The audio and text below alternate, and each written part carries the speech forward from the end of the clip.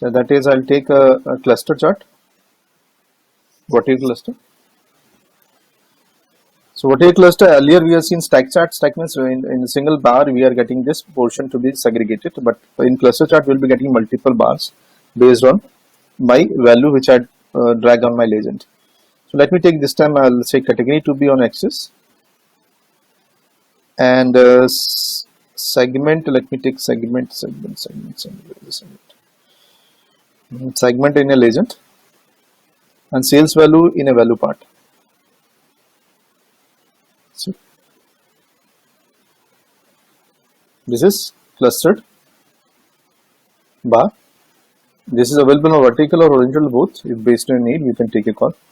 You can customize your axis and color code, even value can be shown. If you want value to be displayed, you can enable your data labels, and you can display in thousands. Even in position, you say in outside end or inside end, depending on your case.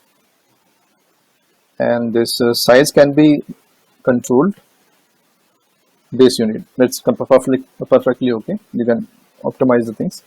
Even though you are not looking for the decimal value to be shown, you can read it 0. The decimal will be getting removed. Good to go.